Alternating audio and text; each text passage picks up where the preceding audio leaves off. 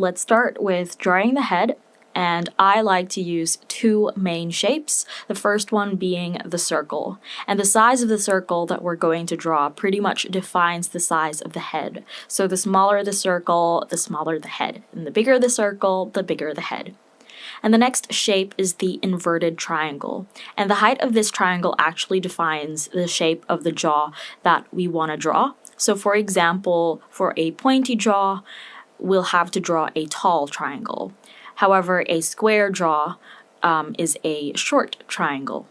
And the next thing I like to take note of is the distance between the circle and the inverted triangle, because changing this distance can help us create a range of face shapes, such as an oval face shape, a square face shape, and a triangle face shape. And there are actually three main combinations that I like to use, which you can see on the screen, but for the demonstration I will be using the first combination and the most common one.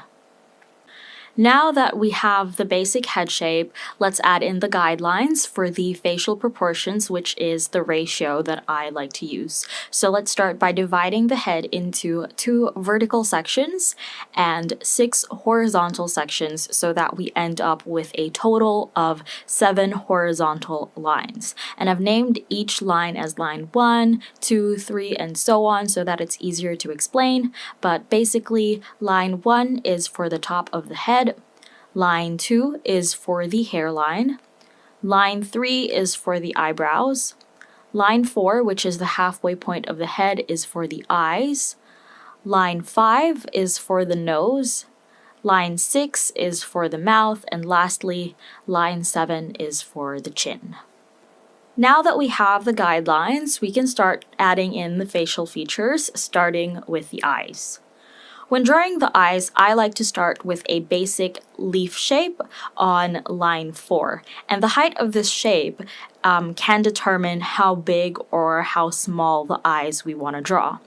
I also like to take note of the outer point because changing the placement of this, whether it's a little bit higher up or a little bit lower, it can give us a range of eye shapes such as an almond eye shape or a downturned eye shape.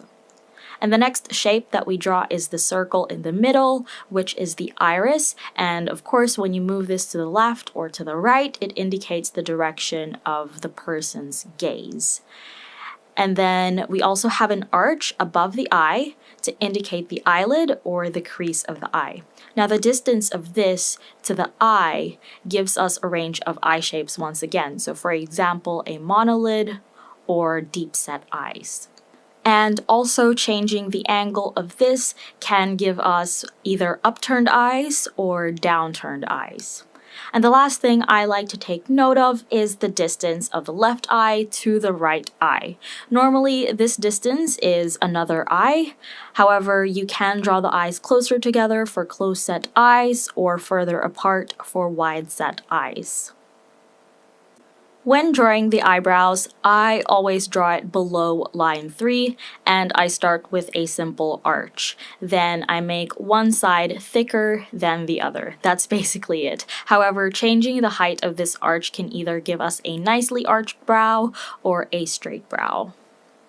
When drawing the nose, I like to start with a circle just above line 5, and the size of this circle can give us a range of nose shapes. So for example, the smaller the circle, the pointier and narrow the nose usually is, whereas a bigger circle creates a wider and rounder nose. I then draw 2 arches for the nostrils, and the height and angle of this arch can also be changed for a bit of diversity. I also like to draw 2 more lines that look like the letter C to complete the nose, and the final touch are 2 lines for the bridge of the nose, so it connects down from the eyebrows to the circle that we drew for the nose. And you can draw this as light or as heavy as you want, depending if you want this to be way more pronounced. When drawing the mouth, I start with a basic leaf shape with a V cutout on top and a line in between. And I draw this on top of line 6, and the width of this is normally wider than the width of an eye. but changing this width basically gives you either small lips or wide lips. And then changing the height of this shape can actually also determine how large and plump you want the lips to be or how thin the lips are. And then, of course, you can alter the shape to create a more realistic look of the lips. When drawing the ears, I like to start with a line that looks like the letter C. And the degree of this line's curve pretty much determines the size of the ear from the front view. So some people do have ears that stick out, so that will be a very curved C that we draw, whereas some people's ears don't really stick out as much, so the curve of the letter C that we draw isn't as pronounced. I also draw like this random looking line for a very simplified look of the ear. When it comes to drawing the hairline, I have 4 options that I use to create the different face shapes. So for example, we have an arch, which can create an oval face shape. This is very common. We have a pointed arch, which can create a diamond face shape. A straight line can create a square face shape, and lastly, a letter M can create a heart face shape. However, sometimes this won't even come in handy since hairlines are normally hidden due to different hairstyles, for example, when you draw someone with bangs. The last thing I like to add to my portraits are circles or ovals, and I actually use the circle that we initially drew for the head as a guide when placing the ovals for the cheeks. I do like to add these, but for you, it's optional. However, if you've been following my style and my art, you would know that I like to add these for my portraits. I also like to draw an oval on the forehead just between the eyebrows, as this will help me when I color the face in later. And then lastly, I like to add a circle on the chin just underneath the mouth, as this one helps me shape the jaw. And as a bonus, feel free to draw the neck for a more realistic look and something that I personally like. I draw it almost as wide as the jaw. However, you can change the width to make it nice and slender. And once you've added in all of the facial features and the hair as well, which will hopefully be in another video, you finally have drawn a face. So when it comes to drawing faces and pretty much anything, I highly recommend using references because reference images are very helpful when you're just starting out to draw.